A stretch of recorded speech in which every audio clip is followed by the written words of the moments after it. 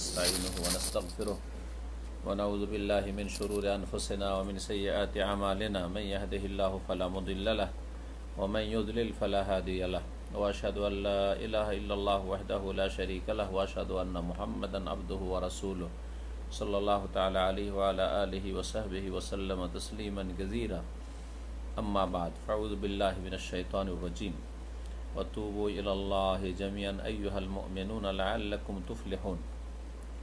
সম্মানিত দিনী ভাতৃমণ্ডলী, আল্লাহ রব্বুল আলমিনের যাবতীয় প্রশংসা যে আল্লাহ রব্বুল আলমিন বান্দাদের তওবা কবুল করে থাকেন। যখন তারা আল্লাহর দিকে ফিরে আসে, সংশোধন করতে চায়, তওবা করে, তখন আল্লাহ রব্বুল আলমিন তাদের তওবা সাদরে গ্রহণ করেন। সালাতে ও সালাম নাযিল হোক আমাদের প্রিয় নবী শেষ নবী মুহাম্মদুর রাসূলুল্লাহ সাল্লাল্লাহু আলাইহি ওয়াসাল্লামের ওপর, যিনি তওবার জন্য প্রত্যেক মানুষকে উৎসাহিত করেছেন এবং নিজেও তওবা ইস্তিগফার প্রতিদিন শতবার করে করেছেন।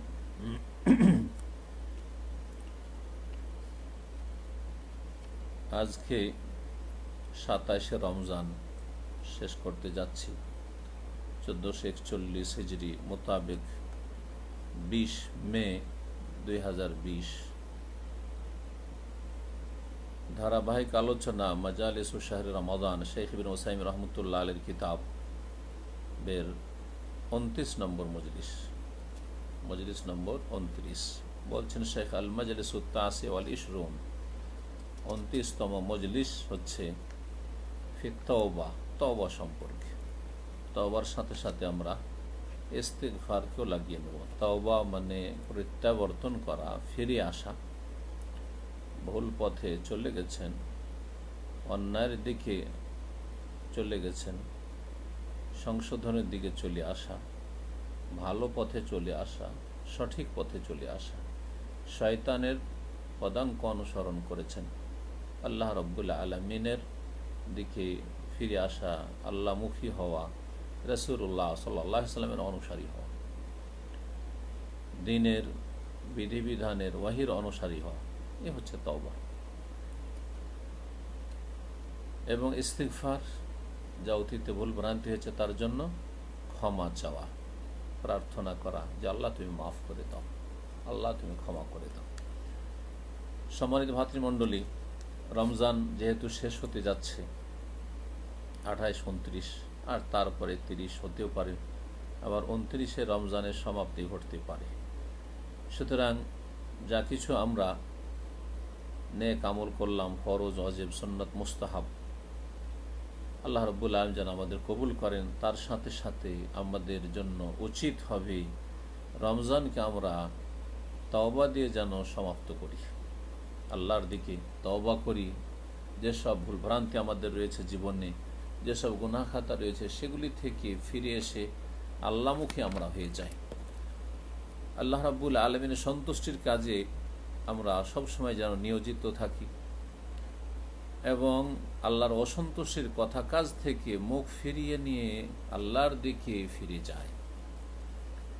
মানুষ মাত্রে ভুল হতে পারে, আমাদের জীবনে ভুল আছে আর থাকবে, কিন্তু জ্ঞানী মানুষ সে, যেই ব্যক্তি ভুল সম্পর্কে উপলব্ধি করে যে ভুল হয়েছে, আর ভুলকে ভুল বলে স্বীকার করে, অন্যায়কে অন্যায় বলে স্বীকার করে এবং এই অনুভূতি নিয়ে যে আমার অন্যায় হয়েছে, ভুল হয়েছে, পাপ হয়েছে, সুতরাং আমাকে সংশোধন করে নিতে হবে। আদম সন্তান এমন কেউ নেই যে ভুল করে না, আর সবচাইতে ভালো ভুলকারী আদম সন্তানের সে যে তওবা করে। রাসূলুল্লাহ সাল্লাল্লাহু আলাইহি ওয়াসাল্লামের হাদিস, কুল্লু বানি আদম খাত্তা ওয়া খায়রুল খাত্তাইনা তাওয়াবুন। আদম সন্তান প্রত্যেকে ভুল করে থাকে, আর সবচাইতে উত্তম শ্রেষ্ঠ ভুলকারী, অন্যায়কারী হচ্ছে তওবাকারী। ভুল করার পরেও সবচাইতে ভালো মানুষ ওই ব্যক্তি যে তওবা করে নাই। আল্লাহ রাব্বুল আলামিন তার মহাগ্রন্থ আল কোরআনুল কারীমে এই তওবার জন্য উৎসাহিত করেছেন এবং তার প্রিয় নবী মুহাম্মদ সাল্লাল্লাহু আলাইহি ওয়াসাল্লাম তার সুন্নায়, হাদিসে, কথায়, কাজের মাধ্যমে আল্লাহর কাছে তওবা এবং ইস্তিগফারের জন্য উৎসাহিত করেছেন। সুতরাং কয়েকটি আয়াত পেশ করছি আমরা। আল্লাহ সুবহানাহু ওয়া তাআলা ইরশাদ করেন, ওয়ানিস্তাগফিরু রাব্বাকুম, আর তোমরা তোমাদের প্রতিপালকের কাছে ক্ষমা প্রার্থনা করো, সুম্মা তুবু ইলাইহি, অতঃপর তার দিকে ফিরে আসো। ভুল হয়েছে, ক্ষমা চেয়ে নেওয়া হয়েছে ইস্তিগফার, আর আল্লাহর দিকে ফিরে যাও। তুবু ইলাইহি, তওবা করো আল্লাহর কাছে, আল্লাহর দিকে ফিরে আসো। ইউমাত্তিউকুম মাতান হাসানা, তওবার উপকারিতা, ইস্তিগফার ক্ষমা প্রার্থনার উপকারিতা সম্পর্কে আল্লাহ এই আয়াতে বলছেন, তাহলে আল্লাহ তোমাদেরকে উত্তম সামগ্রী দান করবেন, উত্তম ভোগের সামগ্রী দান করবেন। জি, পৃথিবীতে মানুষের যে প্রয়োজনীয় বস্তু রয়েছে সেগুলি হচ্ছে মাতা, যেগুলি মানুষ ক্ষণস্থায়ী জগতে বিভিন্ন জীবনের ক্ষেত্রে ব্যবহার করে থাকে তাদের প্রয়োজনের তাগিদে, তা আল্লাহ উত্তম রূপে দান করবেন। ইউমাত্তিউকুম মাতাআন হাসানা, তোমাদেরকে উত্তম ভোগের সামগ্রী দান করবেন। ইলা আজালিন মুসাম্মা, একটি নির্দিষ্ট কাল পর্যন্ত, কারণ কেউ চিরস্থায়ী পৃথিবীতে নয়। সুতরাং যতদিন তোমরা পৃথিবীতে থাকবে আল্লাহ রাব্বুল আলামিন তোমাদেরকে তোমাদের প্রয়োজন ভোগের সামগ্রী দান করবেন, যদি তোমরা তওবা ইস্তিগফার করে সংশোধন করে নাও। ওয়ায়ুতি কুল্লাযী ফাদলিন ফাদলাহ, এবং প্রত্যেক অনুগ্রহওয়ালাকে আল্লাহ রাব্বুল আলামিন নিজ অনুগ্রহ দান করবেন। জি, আল্লাহ তার ফজল করম দিয়ে সফলতা দান করবেন, ধন্য করবেন। তাহলে এই হচ্ছে তওবা এবং ইস্তিগফারের উপকারিতা, যা আল্লাহ রাব্বুল আলামিন এখানে বর্ণনা করেছেন। যতদিন দুনিয়ায় থাকবেন ততদিন আল্লাহ রাব্বুল আলামিন আপনার প্রয়োজন মেটাবেন, আপনার রুজি, আপনার সুস্থতা, আপনার যেসব প্রয়োজন রয়েছে সেগুলি উত্তমভাবে আল্লাহ দেবেন, এবং আপনি যদি তওবা করেন তাহলে তার অনুগ্রহ আল্লাহ রাব্বুল আলামিন প্রদান করবেন। ওয়াইন তাওয়াল্লাও, কিন্তু মানুষ যদি ফিরে যায় তাহলে মনে রাখবে, বা তোমরা যদি ফিরে যাও, ফাইন্নী আখাফু আলাইকুম আযাবা ইয়াউমিন কাবীর, তাহলে আমি ভয় করি তোমাদের জন্য মহাদিবসের শাস্তির, সেই পরকালের কিয়ামতের দিনের শাস্তি বলে খুব ভয় করি। সূরা হুদ আয়াত নম্বর 3। জি, আম্বিয়া রসুলগণের ভাষায় এসব কথা আল্লাহ রাব্বুল আলামিন জানিয়ে দিয়েছেন।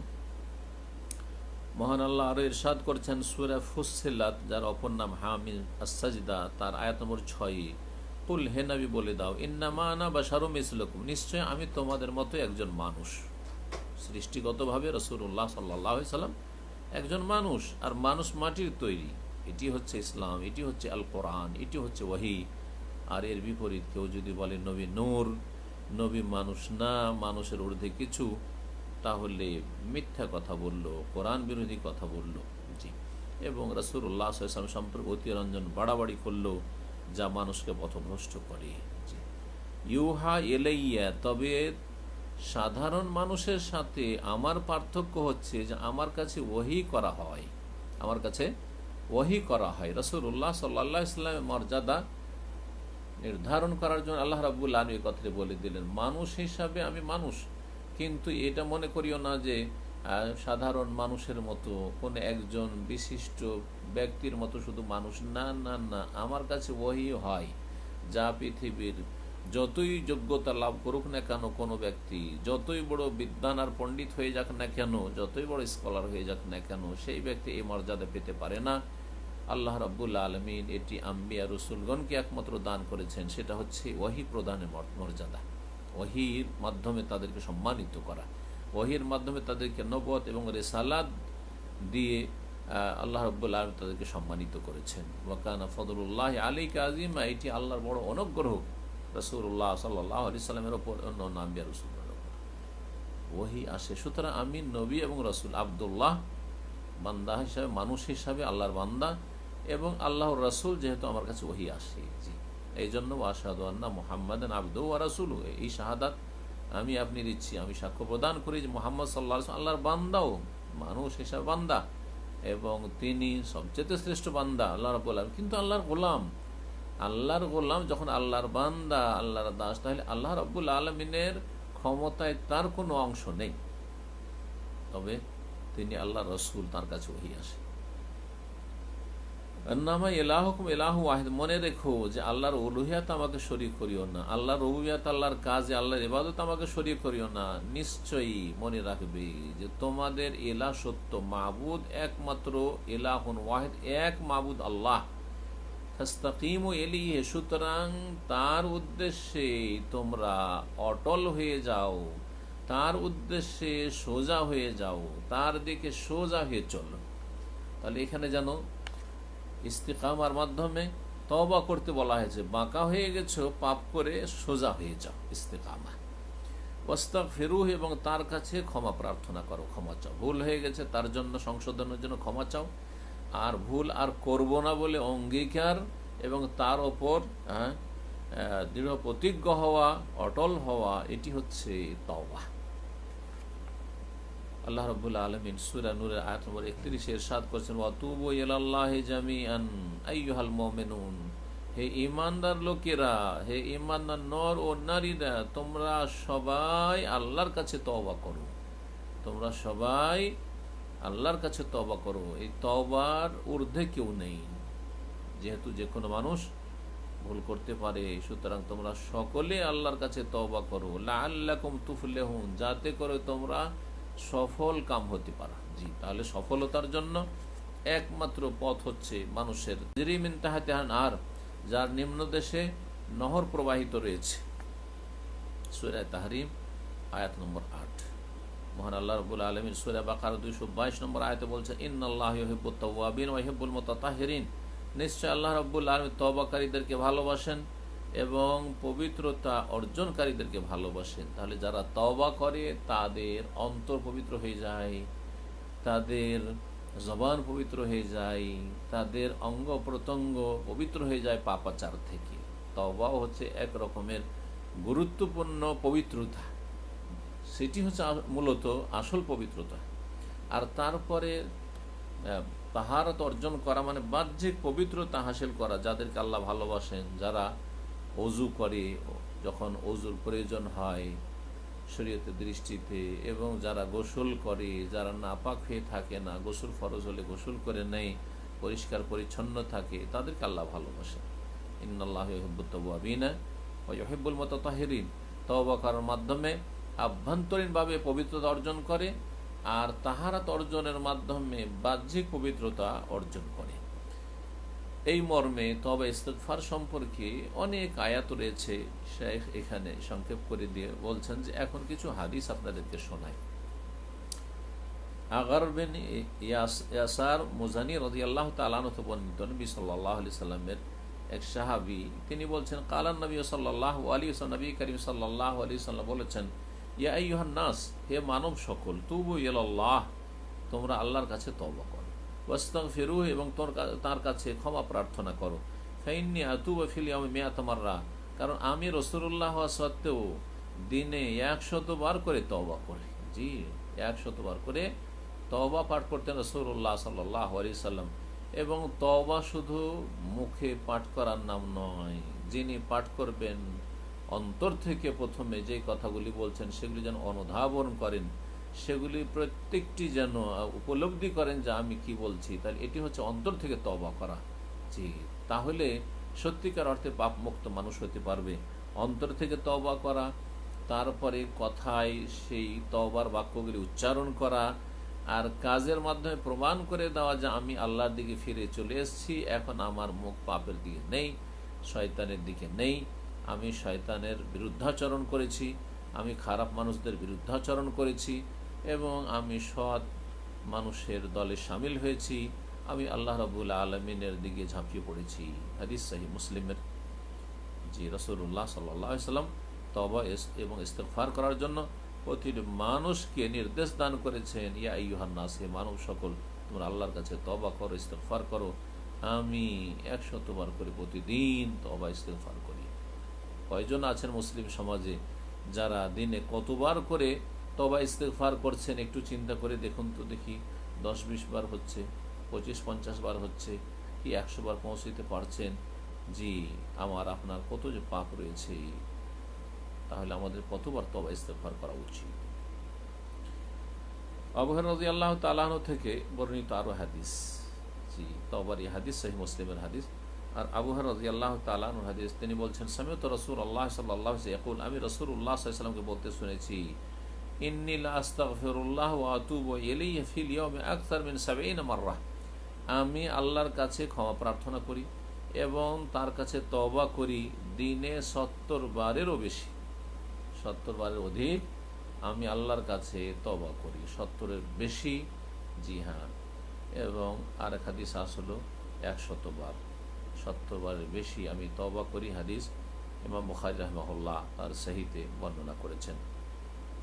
বোঝানো হয়েছে যে অনেকবার করে, এই সংখ্যা নির্দিষ্ট করে সংখ্যা বোঝানো হয়নি। উদ্দেশ্য হচ্ছে যে বহুবার করে রাসূলুল্লাহ সাল্লাল্লাহু আলাইহি ওয়াসাল্লাম একটু পরপর তওবা ইস্তেগফার পাঠ করতে থাকতেন, আস্তাগফিরুল্লাহ ওয়া আতুবু ইলাইহি।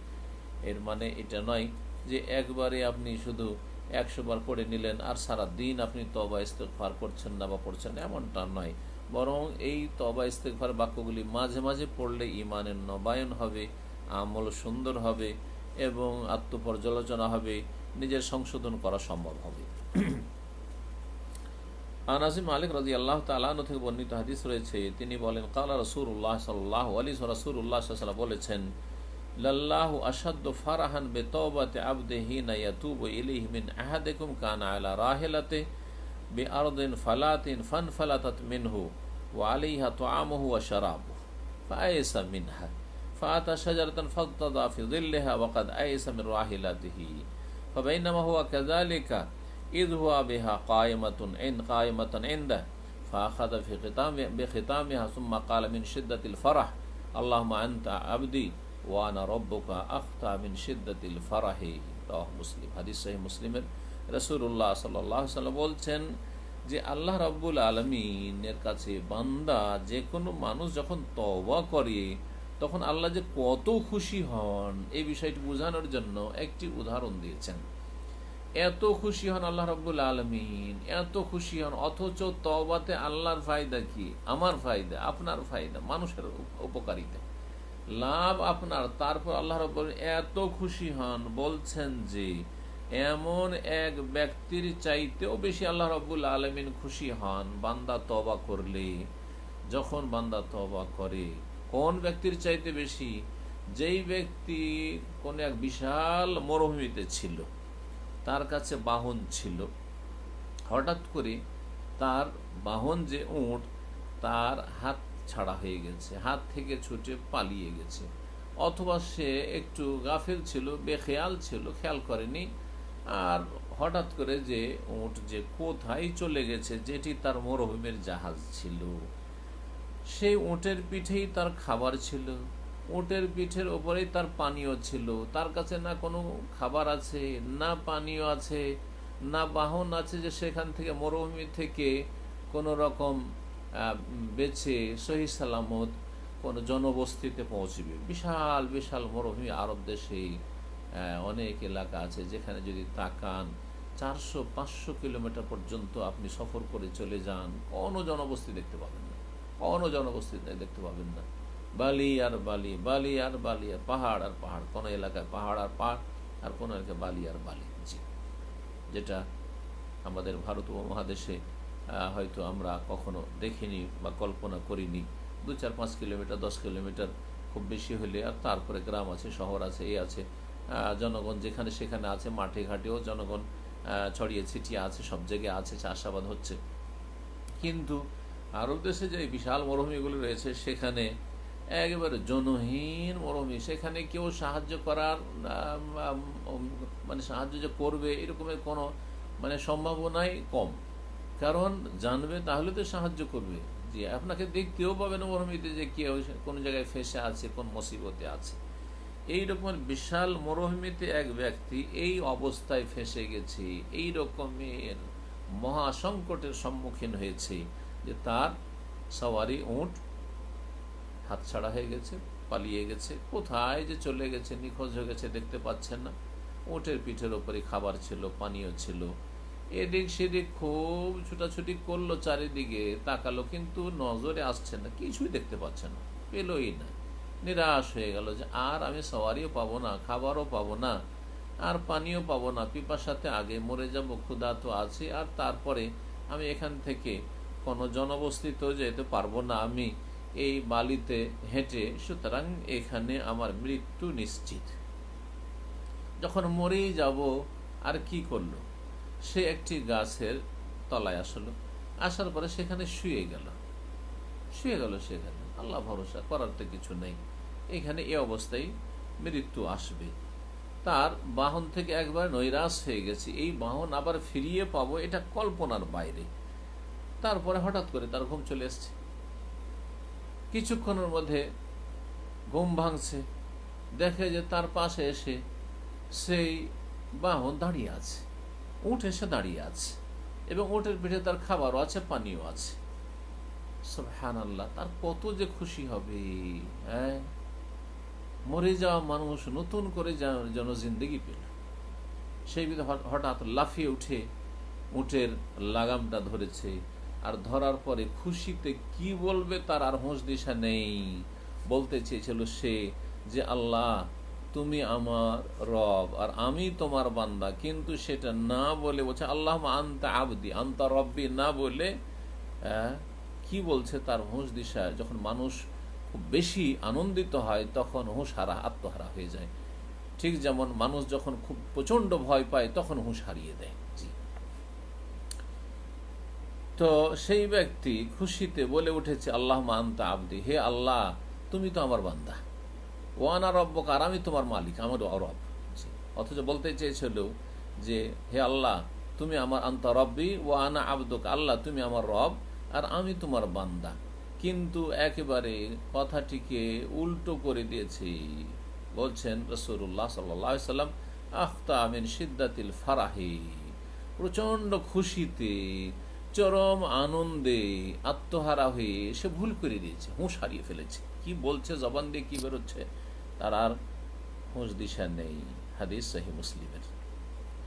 আচ্ছা, আল্লাহ সুবহানাহু ওয়া তাআলা বান্দার তওবাতে এত খুশি কেন হন? আল্লাহর কি লাভ?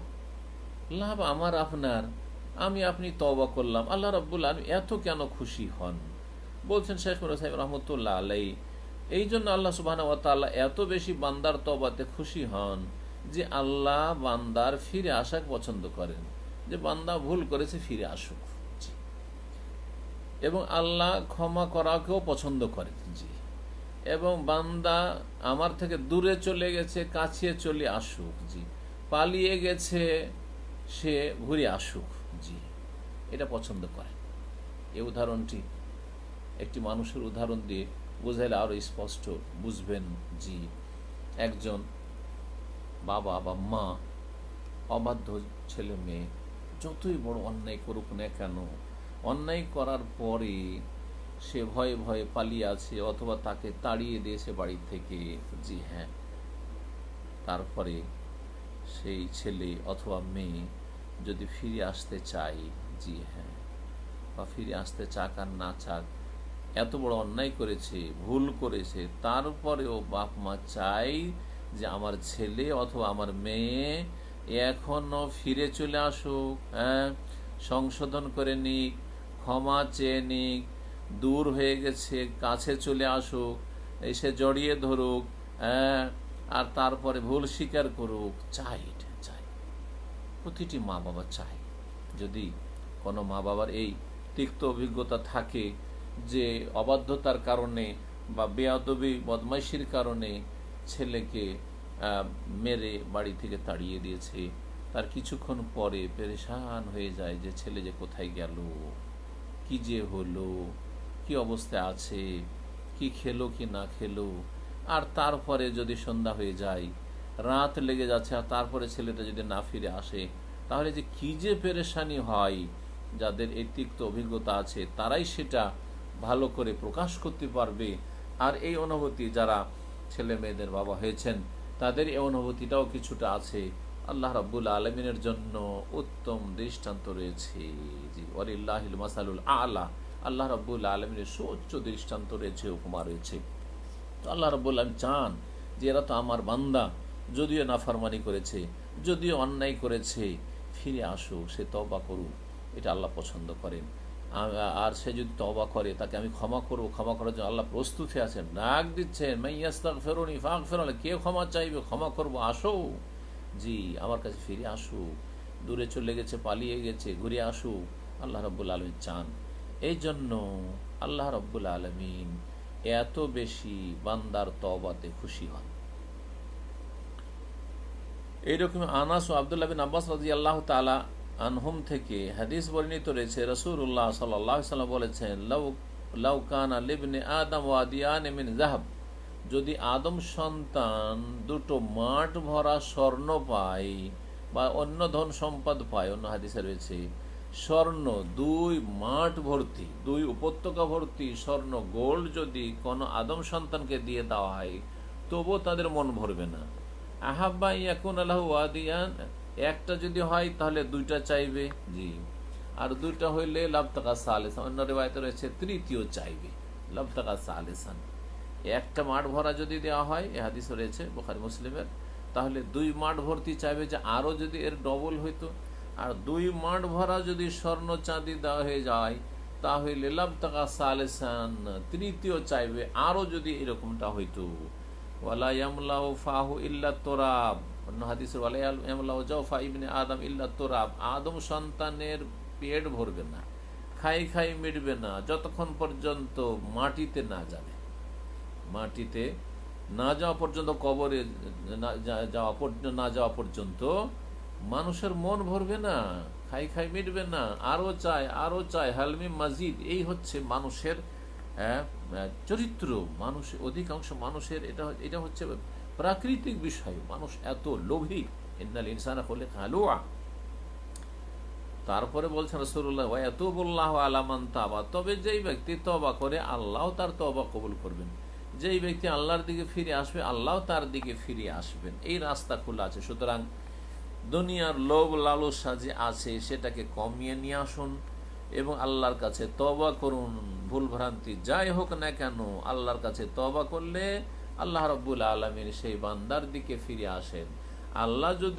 আল্লাহর বান্দা যদি তার দিকে আসে, ঝুঁকে, তাহলে আল্লাহ রাব্বুল আলামিন তার দিকে ঝুঁকে যান এবং তাকে সাদরে গ্রহণ করেন এবং তার ভুল ভ্রান্তি ওজর আল্লাহ কবুল করেন। তওবা হচ্ছে গুনাহ থেকে ফিরে যাওয়া, নেকির দিকে, গুনাহ বাদ দিয়ে নেকির দিকে ফিরে যাওয়া। কারণ আল্লাহ সুবহানাহু ওয়া তাআলা হচ্ছেন সত্যিকার মাবুদ, আর আল্লাহ রাব্বুল আলামিনের উবুদিয়ত বা গোলামির আসল মর্ম কথা হচ্ছে যে তার সামনে অনুগত হবেন, তার সামনে আপনি বিনয়ী হবেন, শ্রদ্ধার সাথে, সম্মানের সাথে এবং ভালোবাসার সাথে। যেমন আল্লাহকে ভালোবাসবেন তেমনই আল্লাহ রাব্বুল আলামিনকে আপনি শ্রদ্ধা, সম্মান, তাজিম প্রদর্শন করবেন, বিনয়ী হয়ে এবং খুশুর সাথে, আন্তরিক হয়ে। এ হচ্ছে আল্লাহ রাব্বুল আলামিনের সত্যিকার উবুদিয়ত বা গোলামি। বান্দা যখন আল্লাহ রাব্বুল আলামিনের আনুগত্য থেকে দূরে চলে যায় তখন তার তওবা হচ্ছে যে ফিরে আসুক, আবার আল্লাহ রাব্বুল আলামিনের সামনে ফিরে আসুক, আল্লাহ রাব্বুল আলামিনের দরবারে এসে দাঁড়াক এমন এক অসহায়ের মতো, যেই ব্যক্তি অত্যন্ত বিনয়ী এবং ভয়ে ভীত এবং অনুতপ্ত, লজ্জিত এবং সংশোধন করতে চায় সেই ব্যক্তি। এইভাবে যদি আল্লাহর সামনে কেউ দাঁড়াতে পারে তো আল্লাহ রাব্বুল আলামিন তার তওবাতে যখন দেখবেন যে সে আন্তরিক, অবশ্যই তার তওবা কবুল করবেন। গুরুত্বপূর্ণ একটি পয়েন্ট হচ্ছে যে যখনই আপনার ভুল হবে তখনই সাথে সাথে তওবা করা ফরজ। তওবা আলাল ফর মানে দ্রুত করা ফরজ, বিলম্ব করা, এই তওবা করছি, আচ্ছা ঠিক আছে, এটা হয়ে যাক সেটা হয়ে যাক।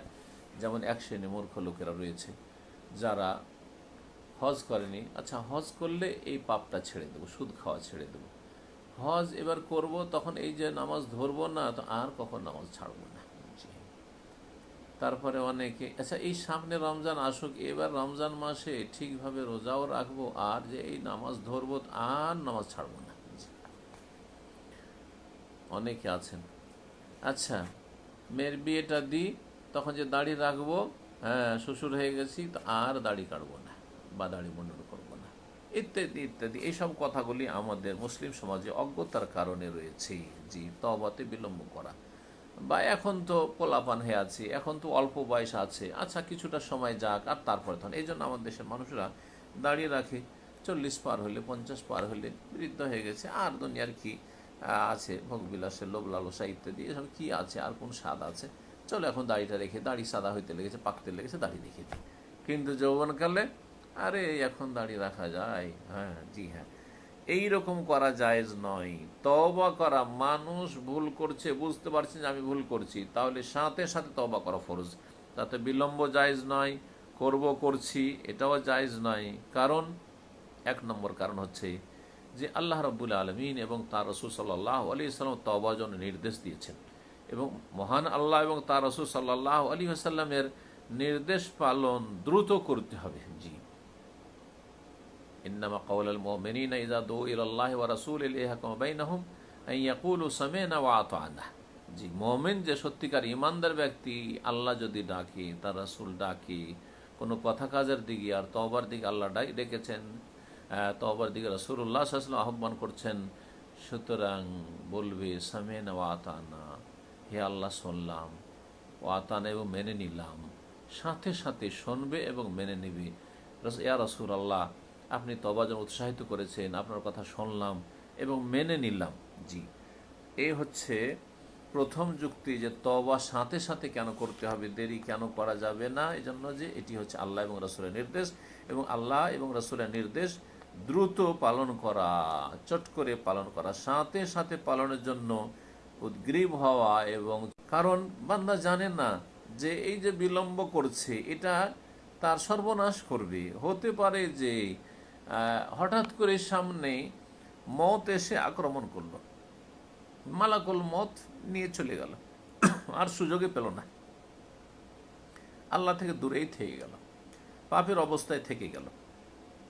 দ্বিতীয় কারণ হচ্ছে, মানুষ যখন পাপ করতে থাকে আর তওবা করছি, তওবা করতে বিলম্ব করে, গুনাহ হইতেই আছে। আজকাল সোশ্যাল মিডিয়ার যুগে, সোশ্যাল মিডিয়াতে, ফেসবুকে, ইউটিউবে নোংরা ছবি দেখতেই আছে, আর বারবার করে গুনাহ করতে আছে, আর এই রকমের যে কোনো পাপ করতে আছে, জামাত ছাড়তে আছে, নামাজ মাঝে মধ্যে পড়ছে, মাঝে মধ্যে পড়ে না, ফজর নামাজে যাচ্ছে না, এই রকমই বহু পাপ রয়েছে, সুদ খেতে আছে, ঘুষ খেতে আছে। মানুষ যখন পাপের ওপর পাপ করতে থাকে, তখন কি হয়ে যায়, মানুষের অন্তর শক্ত হয়ে যায়। জি, কাসওয়াতুল কলব যেটাকে বলা হয়েছে। জি, মানুষের অন্তর পাথরের মতো শক্ত হয়ে যায়, এবং যখন অন্তর শক্ত হয়ে যায়, তখন আল্লাহ রাব্বুল আলামিন থেকে বান্দা দূরে হয়ে যায়, এবং ধীরে ধীরে ঈমান একেবারে দুর্বল হয়ে যায়।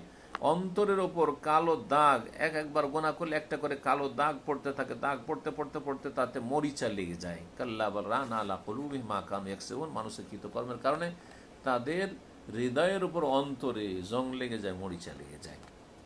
কারণ মানুষের ঈমান নেকি করলে বাড়ে, আর গোনাহ করলে ঈমান কমে যায়। ঈমান কমতে কমতে একেবারে ঈমান কোনো কাজেরই থাকে না। দীর্ঘ সময় ধরে মানুষ পাপ যখন করতে থাকে আর তওবা সংশোধন করে না, আর তওবাতে যখন বিলম্ব করে, তখন অবস্থাটা খারাপ হয়ে যায় ঈমানের। 3 নম্বর কারণ হচ্ছে তওবা দ্রুত করা ফরজ হওয়ার, যে মানুষ যখন গুনহার উপর অটল থাকে আর বারবার গুনাহ করতে থাকে, তখন মানুষ অভ্যাসের দাস হয়ে যায়। সেই গুনাহকে আর গুনাহ মনে হয় না, পাপকে পাপ মনে হয় না, আর সেই পাপের এত আসক্তি হয়ে যায়। মানুষের স্বভাবটাই ঠিক ওই রকম। মানুষকে আল্লাহ রাব্বুল আলামিন এমনভাবে তৈরি করেছেন, যে কোনো একটা কাজ করলেই ওইটা অভ্যাসে পরিণত হয়ে গেলে তখন এটা ছাড়া মুশকিল হয়ে যায়। সহজ ভাষায় উদাহরণ দিয়ে বোঝাতে হবে, বাঙালি জাতির ছোটকাল থেকে ভাত খাওয়া অভ্যাস হয়ে 2বার 3বার ভাত খাওয়া অভ্যাস হয়ে গেছে। হঠাৎ করে যদি ব্রেক করা হয় যে তোমাকে একবারও ভাত খেতে দেওয়া হবে না, তো মনে হয় যে আরও বাঁচবো না, মনে হয়। জি হ্যাঁ, আর ভাত না খেলে মনে করে যে খাবারই খাইনি, সব নাস্তা, সকালও নাস্তা, দুপুরেও যদি রুটি দেয় তো নাস্তা, রাত্রেও যদি রুটি খাই তো নাস্তা, বা অন্য কিছু যদি খাই তাহলে সেটা আর খাবার হলো না, ভাত হইলেই খাবার। এ হচ্ছে বাঙালি পরিভাষা। কারণ ভাত খাওয়ার দীর্ঘ সময়ের অভ্যাস, সবাই খাচ্ছে, আমিও খাচ্ছি, ছোট থেকে খেয়ে আসছি। এই রকমই মানুষের পাপ, যখন পাপ করা মানুষের বদ অভ্যাস হয়ে যায়, তখন পাপ আর পাপ লাগে না, এবং পাপের এমন একটা আসক্তি হয়ে যায়, এমন একটা নেশার মতো হয়ে যায় যে সেই পাপ ছেড়ে আর থাকা যায় না। যারা হস্তমৈথুন করে তাদের অবস্থাটা ঠিক এইরকম। হস্তমৈথুন করা এত বদ অভ্যাস, এত অবদ অভ্যাস যে সেখান থেকে আর ফিরে আসা সম্ভব হয় না। নিজের দিন দুনিয়া সবকে ধ্বংস করে ফেলে, নিজের যৌন ক্ষমতাকে ধ্বংস করে ফেলে, নিজের যৌবনকে ধ্বংস করে ফেলে এবং ভবিষ্যৎকে অন্ধকার করে ফেলে। মানুষ যখন কোনো কাজের অভ্যাসের দাস হয়ে যায়, তখন সেটা থেকে ফিরে আসা বা সেটা পরিত্যাগ করা বড়ই কঠিন হয়ে যায়। জি, এইরকমই আপনার বিড়ি, সিগারেট, জর্দা, তামাক যাদের সেবন করা অভ্যাস, আর তারপরে মদ খাওয়া যাদের অভ্যাস, জুয়া খেলা যাদের অভ্যাস, দেখেন এরা ছাড়তে পারে না, এরা ছাড়তে পারে না। এমনকি চুরি করা, যে চুরি করেছে কয়েকবার চুরি করলে এমন অভ্যাস হয়ে গেছে, ওর কাছে টাকা পয়সা থাকলেও মানুষের একটি বদ স্বভাব তখন এমন হয়ে যায় যে আর সে পাপ থেকে মুক্ত হতে পারে না। শয়তান এত পাপের প্রশস্ত দরজা তার সামনে খুলে দেয় যে এক পাপ তার সামনে বহু পাপের রাস্তাকে খুলে দেয়, আর অনেক পাপে জড়িয়ে পড়ে, তখন আর ফিরে আসা সম্ভব হয় না। এই জন্য যারা আল্লাহর নেক বান্দা, যারা বিশেষ করে তাজকিয়া নফসের ওপর, আত্মার পরিশুদ্ধির ওপর যারা কোরআন সুন্নাহ ভিত্তিক লিখেছেন অথবা আলোচনা করেছেন, তারা বলেছেন যে ইন্নাল মাসিয়া বারিদুল কুফর, মানুষের বিভিন্ন গুনাহে জড়িয়ে যাওয়াটা এটা হচ্ছে কুফরির ডাক বা কুফরির মেল। জি হ্যাঁ, কুফরির বার্তা। অর্থাৎ যখন মানুষ অনেক পাপ করতে লাগে, বিভিন্ন পাপে জড়িয়ে পড়ে, তখন তারপরে তার পালা হচ্ছে কুফরিতে লিপ্ত হওয়া। জি, একজন মানুষ ব্যভিচারে লিপ্ত হয়, জুয়া খেলায় লিপ্ত হয়, মদ খাওয়ায় লিপ্ত হয়, এইরকম যারা বিভিন্ন পাপে লিপ্ত হয়ে যায়, তখন তার মধ্যে কি হয়, তার ওপর শয়তানের আধিপত্য কায়েম হয়ে যায়। তখন ধীরে ধীরে তখন এমন একটা সময়ও চলে আসে যেই সময় সে নাস্তিক হয়ে গেল, সে মুরতাদ হয়ে গেল, সে ইসলাম থেকে বেরিয়ে গেল, এইরকমটা হয়ে যায়। তো এই জন্য দ্রুত তওবা করতে হবে। যখনই একটা গুনাহ হয়ে গেছে, বুঝতে পারছেন গুনাহ হয়ে গেছে, সাথে সাথে তওবা করেন, সাথে সাথে অন্তরটা সাফ হয়ে যাবে, পরিষ্কার পরিচ্ছন্ন হয়ে যাবে, অন্তরে যে দাগটা লেগেছে সেই দাগটা সাথে সাথে মুছে যাবে এবং শয়তান আর সুযোগ পাবে না। জি, এই কথাগুলি অত্যন্ত গুরুত্বপূর্ণ কথা প্রত্যেকের জন্য। আল্লাহ রাব্বুল আলামিন যেন আমাদের অন্তরকে সবসময় পরিষ্কার পরিচ্ছন্ন রাখার তৌফিক দান করেন। তওবা ইস্তেগফারের মাধ্যমে, হিংসা, বিদ্বেষ, শত্রুতা থেকে মুক্ত হওয়ার মাধ্যমে এবং আপনার ঈমানকে মজবুত করার মাধ্যমে, তাকওয়া অন্তরে তৈরি করার মাধ্যমে, তাকওয়ার প্রশিক্ষণ নেওয়ার মাধ্যমে, বেশি বেশি নেক আমলের মাধ্যমে, ফরজের পরে সুন্নত, মুস্তাহাব, নফল বেশি বেশি বাড়ানোর মাধ্যমে, বেশি বেশি জিকির আজকারের মাধ্যমে অন্তরকে পরিষ্কার পরিচ্ছন্ন করতে হবে পাপাচার থেকে। আল্লাহ রাব্বুল আলামিন যেন আমাদের সকলের হেফাজত করেন। এখন যে গুরুত্বপূর্ণ বিষয়টি আলোচনা করব সেটা হচ্ছে যেই তওবার আল্লাহ রাব্বুল আলামিন নির্দেশ দান করে সেটি হচ্ছে খালিস তওবা। যেই তওবাতে কোনো রকমের ভেজাল থাকবে না, ভেজাল মুক্ত তওবা। দুনিয়ার কোনো স্বার্থ থাকবে না, কোনো দুনিয়ার কোনো প্রলোভন রয়েছে যেটা আপনি পেতে চান, অথবা কোনো দুনিয়ার ভয়ভীতি রয়েছে, অথবা নিজের শরীর স্বাস্থ্য রক্ষা করার জন্য পার্থিব কোনো স্বার্থ হবে এবং আল্লাহর সন্তুষ্টির জন্য সেই তওবা হবে। সুতরাং খালেস অন্তর থেকে যদি তওবা করতে হয়, যেই তওবাকে তওবায়ে নাসুহ আল্লাহ বলেছেন, সেই তওবা যদি খালেস তওবা করতে হয় তাহলে তার 5টি শর্ত রয়েছে। তার 5টি শর্ত রয়েছে। কিছু কিছু ওলামারা 3টি শর্ত বলেছেন। এখানে শাইখুল ইসলাম রাহমাতুল্লাহ আলাইহি একটু বিস্তারিত আলোচনা করে, যারা 3টি বলেছেন তারা 5টিকে অস্বীকার করেননি, বরং যে অতিরিক্ত 2টি, সেই 2টিকে তারা হয়তো উল্লেখ করেননি, 3টি এখানে উল্লেখ করেছেন। কিন্তু আসলে এখানে বিস্তারিত যদি আলোচনা করতে হয় তাহলে তওবার শর্ত হচ্ছে 5টি। প্রথম শর্ত হচ্ছে আনতাকুনা খালিসাতান লিল্লাহি আযজা ওয়া জাল। জি, তওবা যেন আল্লাহর জন্য নিখুঁত নির্ভেজাল হয়, একমাত্র খুলুসিয়াতের সাথে, নিষ্ঠার সাথে আল্লাহর জন্য তওবা করা, আল্লাহর ভয়ে এবং আল্লাহর কাছে কিছু পাওয়ার জন্য। জি, আল্লাহ রাব্বুল আলামিনের ভালোবাসায়, আল্লাহর তাজিমে এবং আল্লাহ রাব্বুল আলামিনের কাছে নেকির আশায়, আল্লাহ রাব্বুল আলামিনের সাজা শাস্তির ভয় ভীতির কারণে আপনি তওবা করছেন। সুতরাং আপনার দুনিয়ার কোনো গরজ থাকবে না, না কোনো মানুষকে সন্তুষ্ট করার উদ্দেশ্য হবে, না প্রশাসনের ভয়ে, না কারো মারধরের ভয়ে, না কারো কোনো লোভের জন্য, না না না, কোনো কিছু নাই। না শরীর স্বাস্থ্য রক্ষার জন্য, যেমন অনেকেই মদ ছাড়ছেন, মদ আল্লাহর জন্য ছাড়েননি, কিন্তু কে জন্য ছেড়েছেন? ডাক্তার বলেছে মদ খেলে আপনি ভালো হবেন না, তখন মদ ছেড়েছেন। ধূমপান ছেড়েছেন আপনি, জর্দা ছেড়েছেন কখন? যখন ডাক্তার বলেছে যে আপনার অবস্থা খারাপ, ফুসফুসের অবস্থা খারাপ, আপনি ধূমপান ছাড়েন, জর্দা তামাক ছাড়েন, না হলে আপনি কিন্তু ভালো হবেন না। আপনি যখন শুনেছেন যে করোনা ভাইরাসে আক্রান্ত বেশিরভাগ যারা ধূমপায়ী তারা, যারা নেশা করে তারা, তাদের মধ্যে প্রতিরোধ শক্তি শরীরে কম, তখন আপনি ছাড়ছেন, দুনিয়ার গরজে ছাড়ছেন, আল্লাহ সন্তুষ্টির জন্য আপনি তাহলে তওবা করছেন না। সুতরাং আপনি পাপমুক্ত হইলেন হয়তো ছেড়ে দিলে পুরোপুরি, কিন্তু আপনি তওবা যে একটি ইবাদত, আর এই ইবাদতের ওপর যে মহাপুরস্কার আল্লাহর কাছে রয়েছে আজরে আজিম, সে মহাপুরস্কার থেকে বঞ্চিত থাকবেন। আল্লাহর জন্য তওবা হইতে হবে খুলুসিয়াতের সাথে, দুনিয়ার কোনো স্বার্থ গরজ যেন না থাকে। দ্বিতীয় শর্ত হচ্ছে যে তওবার জন্য যে পাপগুলি হয়ে গেছে বা যেই পাপ হয়েছে, একটি হোক অথবা একাধিক হোক, যে যা থেকে তওবা করেছেন আপনি, সেই ক্ষেত্রে আপনাকে অনুতপ্ত হইতে হবে, লজ্জিত হইতে হবে, দুঃখিত হইতে হবে যে হায় আমার দ্বারা এরকম পাপ হয়েছে, বড় কষ্ট পাবেন, মনে যেন কষ্ট পাচ্ছে, আমার দ্বারা এরকম হয়েছে, এবং মনে মনে আকাঙ্ক্ষা করবেন যে হাই যদি এমনটা আমার না হইতো, কেন এরকম হয়ে গেল আমার দ্বারা, এইরকম হইতে হবে। এর মাধ্যমে কি হবে?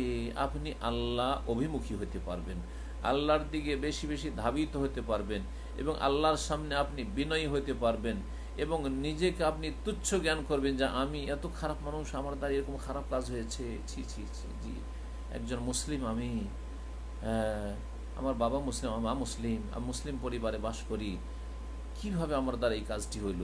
এইভাবে আপনাকে দুঃখ পেতে হবে, কষ্ট পেতে হবে, আপনাকে অনুশোচনা করতে হবে, যাতে করে আপনার তওবাটি আকীদা ভিত্তিক হয় এবং ইলমের ভিত্তিতে হয়। আপনি বুঝে সুঝে তওবা করছেন, শুধু তওবা পাঠ করলে কাজ হবে না। এই তওবা কোনো মন্ত্র নয়, আপনার দৃঢ় বিশ্বাসের সাথে, অকাট্য আকীদার সাথে এবং আপনার জ্ঞানের সাথে, ইলমের সাথে এই তওবার যেন সম্পর্ক হয়। তৃতীয় শর্ত হচ্ছে আইয়ুকলি আনিল মাসিয়াতে ফৌরান, যখনই তওবা করছেন সাথে সাথে আপনি গুনাহ ছেড়ে দিবেন। গুনাহ করতে আছেন আর তওবা পড়তে আছেন, আস্তাগফিরুল্লাহ আস্তাগফিরুল্লাহ করছেন, আর করব না আর করব না, আবার করতেই আছেন, না না না, গুনাহ ছেড়ে দিতে হবে। যদি সে গুনাহ হয় যে কোনো হারাম পাপে লিপ্ত ছিলেন, তাহলে সেটিকে সাথে সাথে ছেড়ে দেবেন, সেই পাপকে ছেড়ে দেবেন। আর যদি কোনো অজেবকে বা ফরজকে পরিত্যাগ করার কারণে আপনি গুনাহগার হচ্ছিলেন, যেমন আপনি জামাতে সালাত পড়ছেন না, অথবা সালাতই পড়ছেন না আপনি, অথবা জাকাত দিচ্ছিলেন না আপনি, বা হজ করেননি আপনি, বুড়ো হয়ে গেছেন, হজ করছেন না, সাথে সাথে আপনাকে এই ফরজ আদায় করতে হবে এবং আপনাকে তওবা করতে হবে যে আল্লাহ তুমি মাফ করে দাও, আমি ভুল করেছি, অন্যায় করেছি, এতদিন যাকাত দিইনি। যে কোনো গুনহার ওপর অটল থেকে, অবিচল থেকে তওবা হয় না। জি হ্যাঁ, যদি কেউ ধরেন সুদি কারবার থেকে তওবা করছে, সুদ খেয়েছে অথবা সুদের ওপর কারো কাছ থেকে টাকা নিয়েছে, তাহলে এই যতক্ষণ পর্যন্ত সুদ মুক্ত না হবে, শুধু মুখে তওবা পাঠ করলে হবে না। যদি রাত দিন 24 ঘন্টা তওবা পড়তে থাকে, কদরের রাতে সারা রাত তওবা পড়তে থাকে, কিন্তু সুদি কারবার ছাড়ছে না, সুদি সিস্টেমেই চলতে থাকবো, তাহলে আল্লাহ মাফ করবেন না। ঘুষ খাওয়া ছাড়বে না, আর শুধু তওবা ইস্তেগফার, শুধু তসবিতে জপতে আছে, কোনো কাজে আসবে না। বরং শেখ মুহাম্মদ রাহমাতুল্লাহ বলছেন, ওয়ালাম তাকুন হাযি ইল্লা নাওয়া ইস্তিহজা বিল্লাহি ওয়া আয়াতিহি লা তাজিদুহু মিনাল্লাহি ইল্লা বুদা।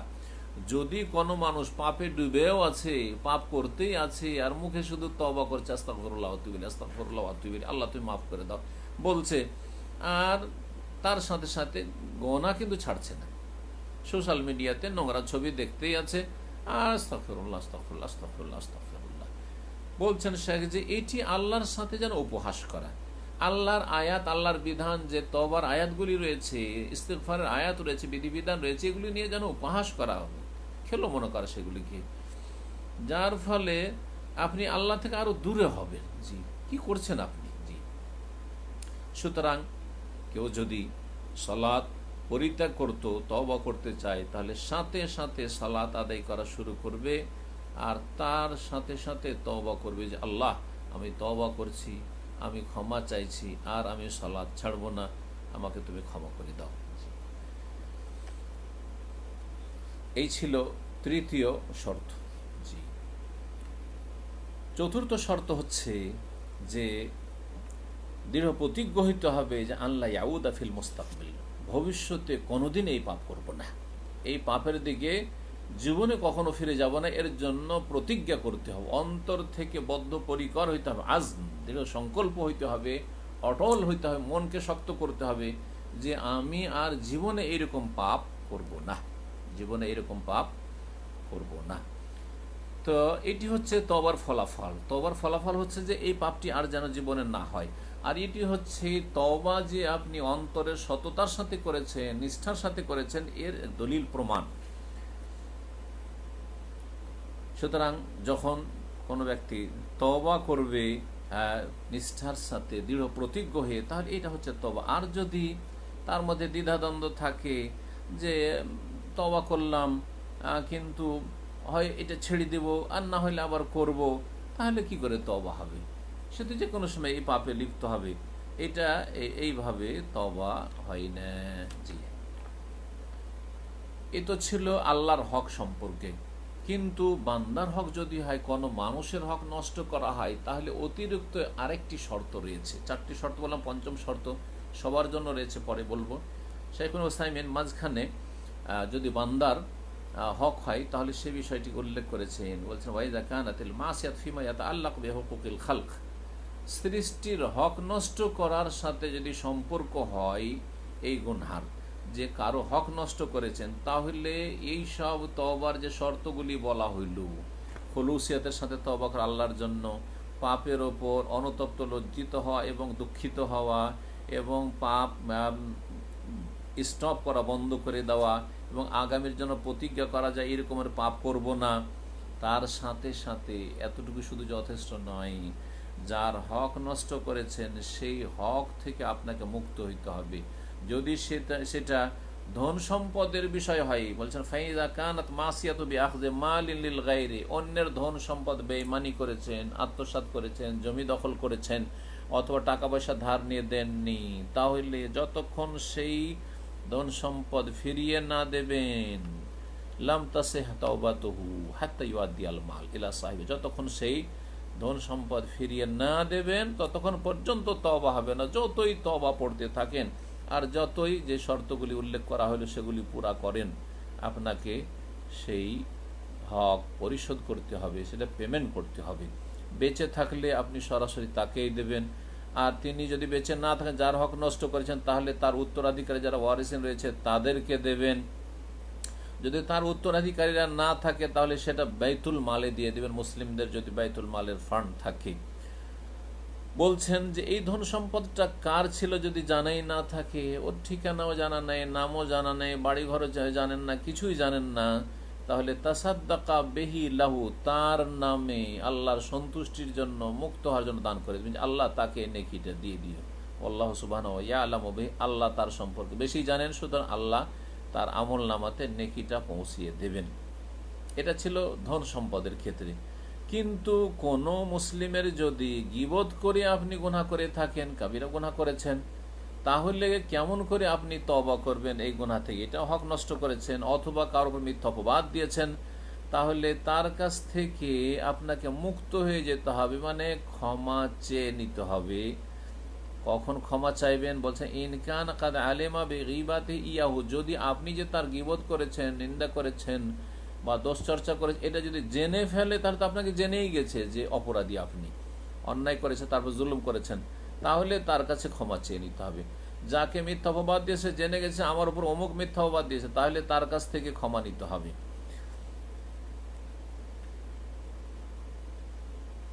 অথবা যদি আপনার আশঙ্কা হয় যে এখনো জানেনি কিন্তু জেনে যাবে, হ্যাঁ জেনে নিশ্চিত জেনে যাবে, কারণ এমন কেউ জেনে গেছে যে তার কাছে এটা কিছু সময়ের মধ্যে খবরটা পৌঁছে যাবে, তাহলে সরাসরি তাকে বলবেন যে ভাই আপনার আমি গীবত করেছি বা আপনার মিথ্যা অপবাদ দিয়েছি, সুতরাং আপনি আমাকে ক্ষমা করে দেন, ক্ষমা চেয়ে নিতে হবে। আর যদি জানতে না পারেন, তিনি জানতেও পারেননি যে কি আমার গীবত করেছে, অনেকে গীবত করে আমাদের, হ্যাঁ কিন্তু আমরা জানি না, অনেকে মিথ্যা অপবাদ দিয়ে থাকে কিন্তু তার নাম জানি না, তারপরে যদি তওবা করে তাহলে কি করতে হবে, ওয়া ইল্লা ইস্তাগফার লাহু, যার হক নষ্ট করেছেন, যার গীবত করেছেন, দোষ চর্চা করেছেন, যার মিথ্যা অপবাদ দিয়েছেন, তার জন্য আল্লাহর কাছে ক্ষমা চাইবেন, আল্লাহ তাকে মাফ করে দাও, এবং তার আরও যে ভালো গুণগুলি রয়েছে সেগুলি আলোচনা করে যেই মজলিসগুলিতে আপনি তাকে বদনাম করেছেন বা অপবাদ দিয়েছেন সেই এলাকায়, সেই এলাকার মানুষের কাছে তার প্রশংসা করবেন, গুণগান করবেন। ইন্নাল হাসানাত ইউযহিবুন আস-সাইয়্যাত, কারণ আল্লাহ কোরআনে কারীমে বলেছেন যে নেকিগুলি গুনাহগুলিকে ধুয়ে মুছে সাফ করে দেয়। তো আপনি গুনাহ করেছেন গীবত করার মাধ্যমে অথবা মিথ্যা অপবাদ দেওয়ার মাধ্যমে, এখন আপনি যখন তার প্রশংসা করবেন, তার গুণগান করবেন, সে ভালো মানুষ, তার মধ্যে এই ভালো ভালো দিক রয়েছে, এবং তার জন্য আল্লাহর কাছে ক্ষমা চাইবেন, এই আপনার নেকির মাধ্যমে আপনার গুনাহগুলি মুছে যাবে। আর একটি মাসআলা শেখ হুসাইন রহমতুল্লাহ আলাইহি গুরুত্বপূর্ণ মাসআলা উল্লেখ করছেন যে একজন মানুষ ধরেন 5টি 7টি 10টি গুনাহে জড়িত, একাধিক গুনাহে জড়িত রয়েছে, একসাথে সবগুলি গুনাহ থেকে তওবা যদি না করতে পারে, একটা একটা করে করে, তাহলে তওবা কবুল হবে কিনা? বলছেন যে হ্যাঁ হবে। যেই গুনাহ থেকে তওবা করবে সেই গুনার ক্ষেত্রে এই শর্তগুলি যদি পুরা করে দিতে পারে, তো সেই গুনাহ থেকে সে ক্ষমা পেয়ে যাবে এবং সেই গুনাহ থেকে তার তওবা সহি শুদ্ধ হবে। একটি গুনাহ থেকে তওবা করলো, এটা সহি শুদ্ধ হবে, অথচ সে হয়তো অন্য না আরো গুনাহে জড়িয়ে আছে। যেমন একটি লোক নামাজ পড়ে না, রোজা রাখে না, আর নোংরা ছবি দেখে, জি, জুয়া খেলে, জি, বা সুদ খাবে, একজন অফিসার সাহেব ঘুষ খায়, ঘুষও খায় আর নামাজ পড়ে না, সে এখন আপাতত ঘুষ খাওয়া সে ছাড়ছে না, কিন্তু সে এই যে বেনামাজি আছে এর থেকে তওবা করছে, আল্লাহ আমি তওবা করেছি আজকে থেকে, যে আমি আজকে থেকে 5 ওয়াক্ত সালাত আদায় করব, তাহলে তার এই তওবা কবুল হবে কিনা? বলছেন হ্যাঁ তার তওবা কবুল হবে, তার তওবা হবে, কারণ একটি আমল আর একটি আমল থেকে ভিন্ন এবং ইমানের বিভিন্ন স্তর রয়েছে, ইমানের বিভিন্ন স্তর রয়েছে। সুতরাং এই ব্যক্তি যতটা পারলো সে নিজেকে সংশোধন করে নিয়ে আসলো, একদিনে বা একই সময় হয়তো সবগুলি থেকে সংশোধন করা অনেকের জন্য সম্ভব নয়, সেই ব্যক্তির তওবা সহি শুদ্ধ হবে। তবে সেই ব্যক্তির তওবা পূর্ণ তওবা নয়, আংশিক তওবা। তার তওবা হচ্ছে, বলছেন যে তার তওবা হচ্ছে মুতলাকুত তওবা, তার তওবা হইল কিন্তু মোটামুটি তওবা হইল, কিন্তু জীবনের মানে পুরো ক্ষেত্রে তার তওবা হলো না, যেটা একজন খাঁটি ইমানদার মানুষ মুত্তাকি পরহেজগারের বৈশিষ্ট্য হচ্ছে যে সবগুলি গুনাহ থেকে মুক্ত হওয়ার চেষ্টা করবে দ্রুত, কারণ জানা নেই যে কখন মওতের পরওয়ানা চলে আসতে পারে। 5 নম্বর শর্ত তওবা কবুলের, তা হচ্ছে যে তওবা যেন তওবার দরজা বন্ধ হওয়ার আগেই করা হয়। আল্লাহ তাকুনা বাদা ইন্তেহাই ওয়াক্তে কবুল তওবা, তওবা কবুলের যে সময় সীমা নির্ধারণ আছে তারপরে তওবা করলে তওবা কবুল হবে না, তার আগেই করতে হবে। যদি কোনো ব্যক্তি তওবার দরজা বা তওবার সময় শেষ হয়ে যাওয়ার পরে যদি তওবা করে তাহলে তওবা কবুল হবে না। এখন তওবা কবুলের সময় কখন সমাপ্ত হয়ে যায়, বলছেন যে এটা 2 রকমের রয়েছে, বিস্তারিত শেখ আলোচনা করেছেন 2 রকম। একটা হচ্ছে আম লিকুল্লি আহাদ, প্রত্যেকের জন্য এমন একটা বিশাল তওবা দরজা আছে যেই দরজাটি বন্ধ হলে সারা বিশ্বের সমস্ত মানুষের সামনে, মুসলিম অমুসলিম সকলের সামনে তওবার দরজা বন্ধ হয়ে যাবে। আর আরেকটি দরজা প্রত্যেকের জন্য খাস খাস দরজা আছে, গেট আছে, ওয়া খাসুন লিকুল্লি শাখসিন বিনাফসিহি, যেটা প্রত্যেক মানুষের সাথে এমন একটা সময় আছে, মুহূর্ত আছে, যেই মুহূর্ত আসলে সেই মানুষের সামনে তওবার দরজা বন্ধ হয়ে যাবে। যেটা আম দরজা, ব্যাপক সকলের জন্য আম দরজা বন্ধ হয়ে যায়, সেটা হচ্ছে পশ্চিম দিক থেকে সূর্য উদয় হওয়া। যেই দিন কিয়ামতের বড় লক্ষণ দেখা দিবে, পশ্চিম দিক থেকে সূর্য উঠে যাবে। সেই সময় সারা বিশ্বের সমস্ত মানুষ তওবা করবে, কিন্তু তওবা কবুল হবে না। কোরআনে কারীমে আল্লাহ রাব্বুল আলামিন সূরা আনআমের আয়াত 158 ইরশাদ করছেন, ইয়াউমা ইয়াতি বাদু আয়াত রব্বিকা, হে নবী, তোমার প্রতিপালকের যখন কোনো এক নিদর্শন আসবে, লা ইয়ানফাউ নাফসান ঈমানুহা, তখন সেই ব্যক্তির ঈমান তার কোনো কাজে আসবে না, ইসলাম গ্রহণ কাজে আসবে না, সংশোধন কাজে আসবে না, পাপ থেকে ফিরে আসা কাজে আসবে না। লাম তাকুন আমানাত মিন ক্বাবলু, যে ইতিপূর্বে ঈমান নিয়ে আসেনি বা ঈমানের নবায়ন করেনি, আও কাসাবাত ফি ঈমানিহা খায়রা, অথবা তার ঈমানে কল্যাণ করেনি, মানে তওবা করেনি। মুসলিম ছিল, পাপিষ্ট, এতদিন তওবা করেনি, হঠাৎ করে পশ্চিম দিক থেকে সূর্য উঠে গেছে। অথবা কাফের, অমুসলিম ছিল, তওবা করে পশ্চিম দিক থেকে সূর্য উঠে গেছে, সেই দিন কালেমা পড়েছে, আর কোনো কাজে আসবে না। আল্লাহ রাব্বুল আলামিন এ বাযু আয়াত রব্বিকা, তোমার রবের কোনো এক নিদর্শন বলতে তলু শামসি মিন মাগরিবিহা, পশ্চিম দিক থেকে সূর্য ওঠার তাফসীর করা হয়েছে। নবী করিম সাল্লাল্লাহু আলাইহি ওয়াসাল্লাম এই তাফসীর করেছেন। আব্দুল্লাহ বিন আমর বিন আস রাদিয়াল্লাহু তাআলা আনহুমা থেকে বর্ণিত রয়েছে, নবী সাল্লাল্লাহু আলাইহি ওয়াসাল্লাম বলেছেন, লা তাযালু তাওবাতু তুকবালু, তওবা সর্বদা কবুল হবে, হাত্তা তাতুলু আশ-শামসু মিন মাগরিবিহা, যতক্ষণ পর্যন্ত সূর্য পশ্চিম দিক থেকে উদিত হয়নি। ফাইজা তালাত, যখন পশ্চিম দিক থেকে সূর্য উদিত হবে, তবে আলা কুল্লি কালবিন, তখন প্রত্যেক হৃদয়ের ওপর মোহর লাগিয়ে দেওয়া হবে, বেমাফিয়ে, যা ছিল তা নিয়েই, ওয়া কাফান নাসাল আমালু, আর মানুষের জন্য আগের আমলই যথেষ্ট হবে, যেটা আগে ছিল সেটাই যথেষ্ট, আর কোনো সংশোধনের সুযোগ থাকবে না। ইবনে কাসির রাহমাতুল্লাহ আলাইহি হাদিসটিকে হাসান বলেছেন।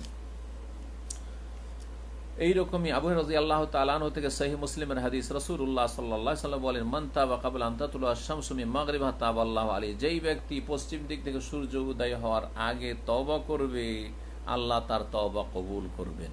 জি, খাস দরজা যেটা প্রত্যেকের জন্য রয়েছে, সেটা হচ্ছে মৃত্যুর মুখে পতিত হওয়া। মৃত্যু মুখে পতিত হওয়া, যখনই মৃত্যুর মুহূর্ত ঘনিয়ে চলে আসবে, নিশ্চিত হয়ে গেছে, মালাকুল মউত দেখতে পেয়ে নিয়েছে বা ফেরেশতাদেরকে অবলোকন করেছে, সেই সময় আর তওবা কবুল হবে না। তখন সবাই তওবা করে, সংশোধন করে, প্রত্যেক কাফের, প্রত্যেক জালেম, প্রত্যেক পাপিষ্ট তওবা করে, রব্বের জন্য আল্লাহ ফিরিয়ে দাও, আল্লাহ ফিরিয়ে দাও, আল্লাহ একটু সময় দাও, কিন্তু আর সময় দেওয়া হয় না, আর তওবা কবুল হয় না।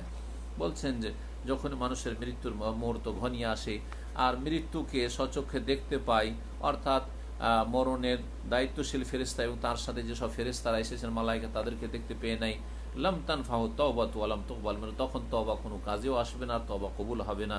আল্লাহ রাব্বুল আলামিন কোরআনে কারীমে ইরশাদ করেছেন সূরা নিসা আয়াত নম্বর 18-তে, ওয়ালাইসাতিত তাওবাতু লিল্লাযিনা ইয়ামালুনা সাইয়্যাত, ওদের জন্য তওবা নয়, মানে ওদের তওবা কবুল হবে না যারা পাপ কাজ করতে থাকে, হাত্তা ইযা হাদারা আহাদাহুমুল মাউত, এমনকি যখন তাদের মৃত্যুর সময় উপস্থিত হয়ে যায়, কালা, তখন বলে, ইন্নী তুবতুল আন, এখন আমি তওবা করছি, আল্লাহ তুমি মাফ করে দাও। ওয়ালাল্লাযিনা ইয়ামুতুনা ওয়া হুম কুফার, আর যারা কুফরি অবস্থায় মারা গেছে তাদেরও তওবা কবুল হয় না। আব্দুল্লাহ বিন ওমর ইবনে খাত্তাব রাদিয়াল্লাহু তাআলা আনহু বর্ণনা করছেন একটি হাদিস, নবী সাল্লাল্লাহু আলাইহি ওয়াসাল্লাম এই মর্মে, ইন্নাল্লাহা ইয়াকবালু তাওবাতাল আবদি মা লাম ইউগারগির, আল্লাহ রাব্বুল আলামিন বান্দার তওবা কবুল করে যতক্ষণ পর্যন্ত মৃত্যুর যন্ত্রণা শুরু না হয়ে যায়। যখন মৃত্যু মুখে পতিত হয়ে গেছে, এখন রূহ বেরিয়ে যাবে, এই মুহূর্ত ঘনিয়ে চলে এসছে, তখন তওবা আর কবুল হয় না, তওবা দরজা বন্ধ হয়ে যায়। ইমাম আহমদ তিরমিজি হাদিসটি বর্ণনা করেছেন, হাদিসকে ইমাম তিরমিজি হাসান বলেছেন।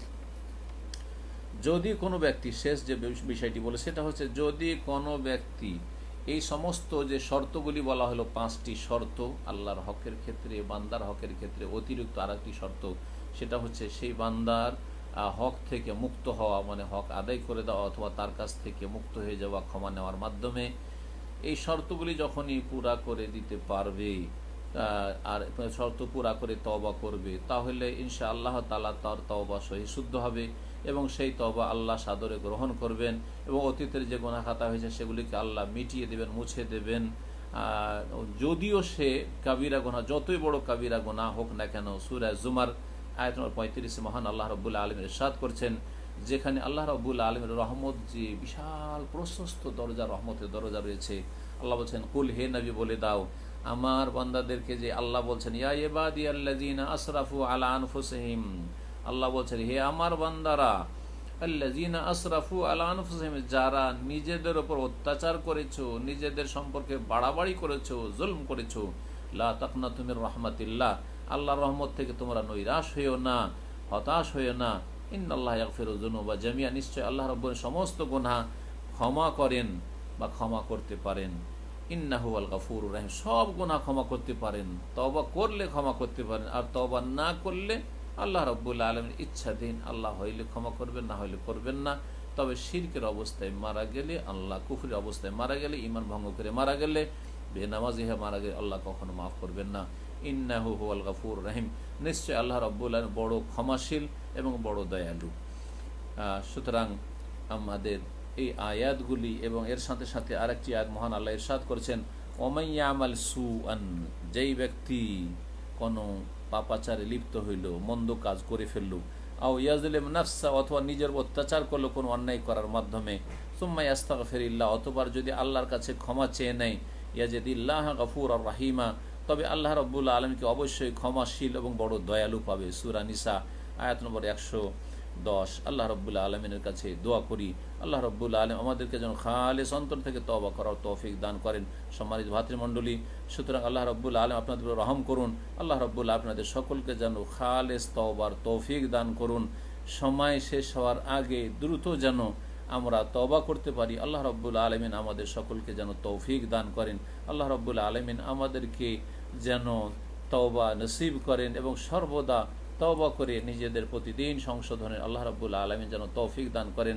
আল্লাহ রাব্বুল আলামিনের কাছে আরও দোয়া করি, আল্লাহ রাব্বুল আমাদেরকে পাপ মুক্ত থাকার জন্য তৌফিক দান করেন এবং পাপ মুক্ত হওয়ার জন্য যে তাকওয়া অর্জনের প্রয়োজন রয়েছে, যথাযথ তাকওয়া হাসিলের জন্য তৌফিক দান করেন। তাকওয়ার প্রশিক্ষণ, তরবিয়ত নেওয়ার আল্লাহ রাব্বুল আলামিন যেন কোরআন সুন্নাহর আলোকে তৌফিক দান করেন। আল্লাহ রাব্বুল আলামিন আমাদের খালেস অন্তরে তওবা করার জন্য তৌফিক দান করেন, যার মাধ্যমে আমাদের গুনাহ খাতাকে আল্লাহ যেন মাফ করে দেন এবং আমাদের জন্য যেন রাস্তাকে সহজ করে দেন এবং আমাদের জন্য যেন কঠিন না করেন। আল্লাহ আমাদেরকে যেন ক্ষমা করে দেন, আমাদের মাতা পিতাকে যেন ক্ষমা করে দেন, আমাদের পূর্বপুরুষ যারা মুমিন মুমিনাত তাদের সকলকে যেন আল্লাহ রাব্বুল আলামিন মাফ করে দেন। বিরহমাতিকা ইয়া আরহামার রাহিমিন। ওয়া সাল্লাল্লাহু ওয়া সাল্লাম আলা নবিয়িনা মুহাম্মদ ওয়া আলা আলিহি ওয়া সাহবিহি আজমাইন।